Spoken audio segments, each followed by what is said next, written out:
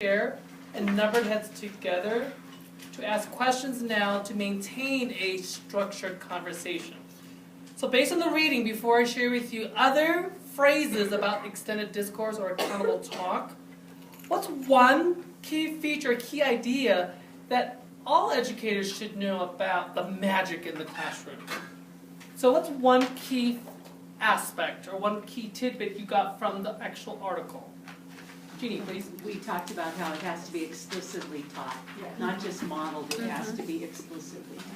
In chunks, In chunks. I saw. Yeah, I like that. And I love it. Think about it like peeling an onion.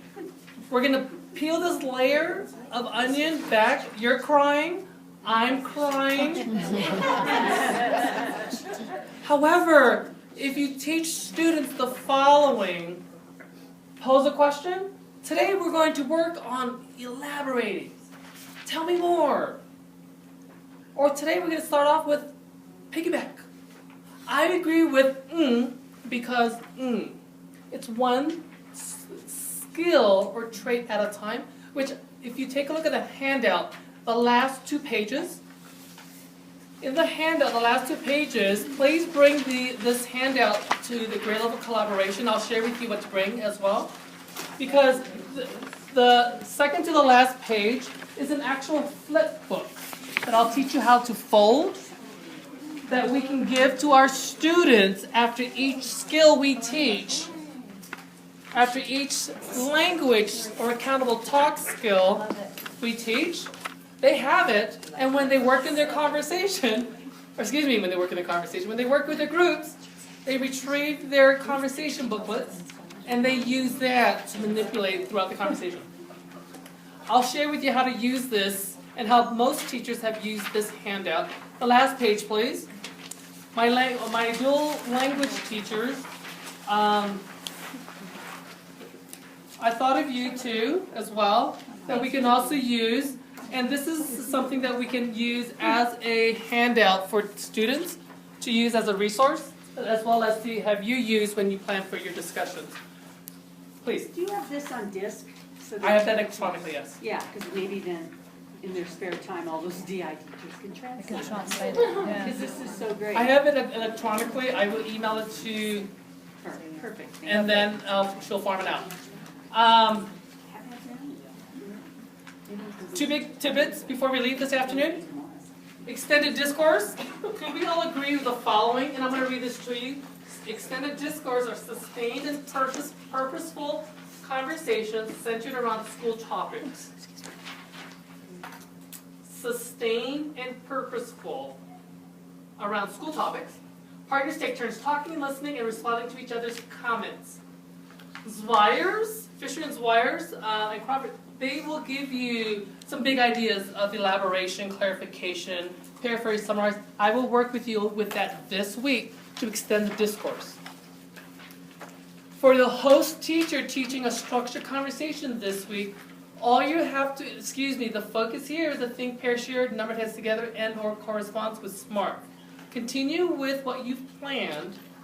When we come back from the lesson, we will debrief, and then we will work on extended discourse. However, there are many phrases that many people call an academic conversation. You've heard extended language or academic oracy or sustained discussion. The intent and purpose behind here is to have partners, whether it's a dyad or a triad or a numbered heads together, to initiate a conversation, to mediate, and how do we conclude this conversation using content and academic language. So for next steps this week, please bring, if you decide to attend, your text or curriculum that you're using, a program, with a smile, please. Well, you see, if we slid, we had a choice. We didn't have a choice. We all have choices, however.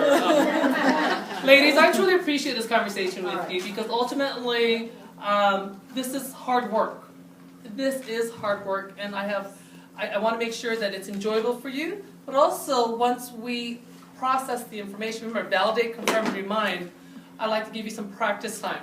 So when you think about the following, we are not going to do Malala this afternoon, because what I wanted to be able to have you focus on was to watch a very political rich video clip and to maintain an extended discourse, but I'm not going to try to rush through that this afternoon.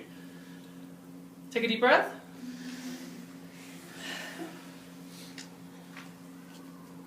Remember, validate, confirm, and remind. On your name tent, would you please write down what's one thing that you knew already from this conversation? On your name tent, one thing that I validated or confirmed your understanding. Remember, as practitioners, this is not new information. What's one thing that I validated or confirmed your understanding? And what's one aspect that I reminded you or you reminded yourself based on the conversation? So what's one thing that you knew? What was one thing that you were reminded about?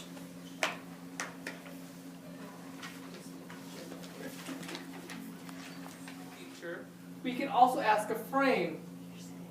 For present progressive, what is the character doing? He is drawing. If you're taking a look at past progressive, what were the characters doing? They were drawing. So the intent here is I can take a grammar feature or a language feature, and create a question and frame to go hand in hand.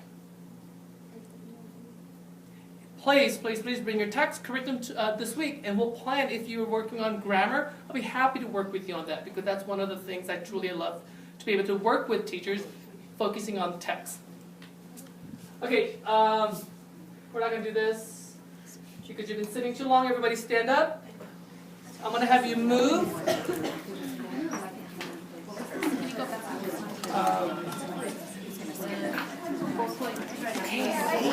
Stop. Oh, how annoying. It's okay.